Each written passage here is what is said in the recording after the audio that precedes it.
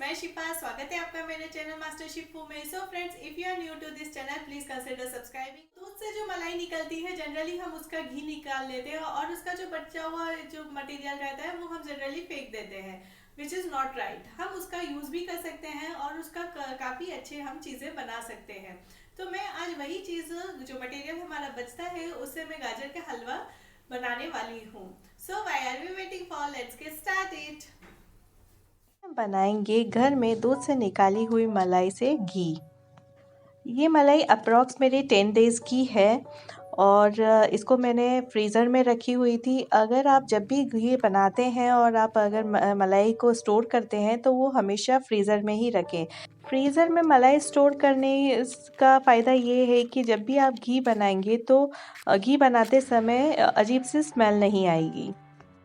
इसे मैंने ट्रांसफ़र कर लिया है एक कढ़ाई में और इस मलाई के बाउल को मैंने कम से कम 1 या 2 घंटा पहले निकाल के रख दिया था ताकि ये ईज़िली मैं कढ़ाई में इसको ट्रांसफ़र कर सकूँ। घी बनाने के बाद जो खोया बचता है उसको भी आज हम यूटिलाइज़ करेंगे और उसको यूटिलाइज़ करने के लिए मैं उसे गाजर के हलवे में डालूँगी एज़ ए खोया। तो उससे आपका टेस्ट बहुत ही अच्छा हो जाता है गाजर के हलवे का और खोए की ज़रूरत नहीं होती उसमें। या मैंने 1 एंड हाफ लीटर मिल्क लिया है और मेरी गाजर भी 1 एंड हाफ केजी ही है। गाजर और मिल्क का प्रोपोर्शन इक्वली होना चाहिए। अगर कभी-कभी लगता है तो आप बीच में अगर गाजर सूख रही है तो आप बीच में एक्स्ट्रा दूध भी उसमें ऐड कर सकते हैं। इस टेक्निक से आप अगर घी बनाते हैं और उसका जो बचा हुआ मलाई का एग्जिस्टिंग पार्ट रहता है उसको आप अगर गाजर के हलवे में डालेंगे तो बिलीव मी वो काफ़ी अच्छा टेस्ट आपके गाजर के हलवे में देगा।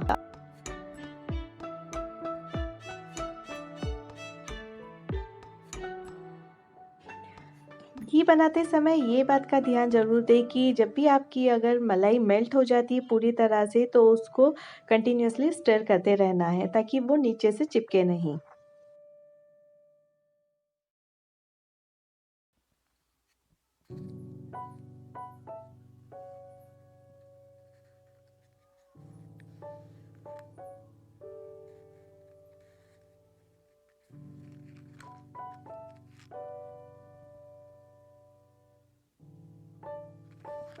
मलाई मेरी पूरी तरह से मेल्ट हो चुकी है अच्छे से, तो मैंने लो सिम कर दिया है और गाजर का हलवा का भी जो मैंने जितना भी मिल्क इसमें डाला था वो काफ़ी अच्छे से पक गया है और काफ़ी कम दिख रहा है यहाँ पर।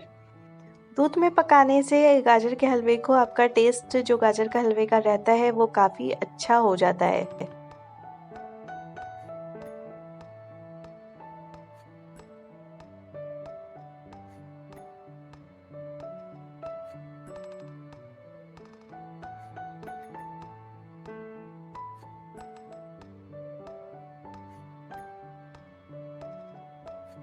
यहाँ मलाई से घी निकलना शुरू हो गया है और मैंने यहाँ कढ़ाई चेंज कर दी थी क्योंकि पुरानी कढ़ाई छोटी पड़ रही थी। घी के लिए आप कोई भी छलनी ले सकते हैं और जैसे जैसे इसमें घी निकलता जाता है उसको आप कोई भी बड़े स्पून आप उसके घी को इस तरह से ले सकते हैं।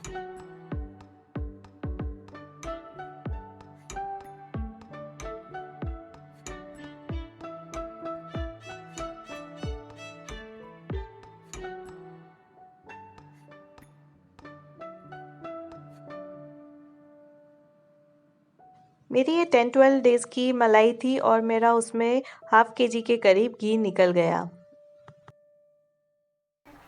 मैं घी निकालते हुए काफ़ी थक गई हूँ, मेरे पैर दर्द करने लगे तो मैं ऊपर स्लैब पे ही बैठ गई। तो मेरा घी देखिए आप ऑलमोस्ट तैयार है, मैं इधर निकाल भी रही हूँ।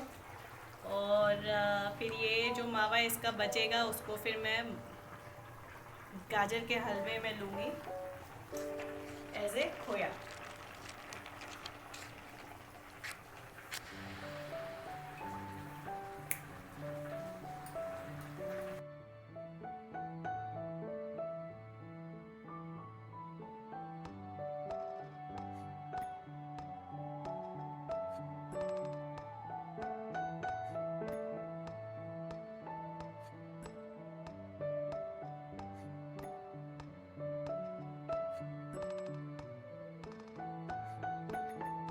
इस तरह से प्रेस करके आप इसका सारा घी निकाल सकते हैं और बाद में इसको आप वापस कंटेनर में छान सकते हैं।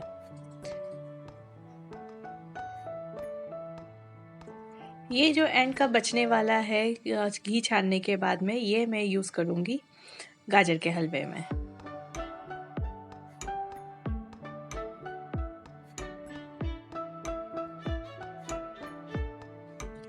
आखिरी का मेरा इतना ये बच गया है। मैंने बहुत ज़्यादा इसको अच्छे से इसका घी नहीं निकाला है, इसका मैं थोड़ा घी रहने दिया है ताकि वो यूटिलाइज़ हो जाएगा गाजर के हलवे में भी। गाजर का हलवा मेरा साइड में पक रहा है। मैंने उसमें कुछ ड्राई फ्रूट्स और उसमें चीनी डाल दी थी एज़ पर टेस्ट।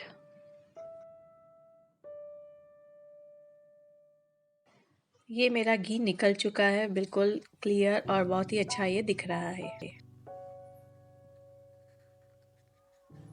गाजर के हलवे में अब मैं इस बचे हुए को इस तरह से डाल दूंगी और 15 से 20 मिनट तक इसको और अच्छी तरह से भूनूंगी, घी डाल के थोड़ा और एक्स्ट्रा। हमें गाजर के हलवे को तब तक भूनना है तब तक इसका जो मिल्क हमने डाला है वो पूरी तरह से सूख जाए। तो फ्रेंड्स, आप भी इस तरह से गाजर का हलवा बनाने का ट्राई कीजिए और प्लीज़ शेयर कीजिए कमेंट करके कि आपको मेरा गाजर का हलवे की ये रेसिपी कैसी। Thank you for watching, bye.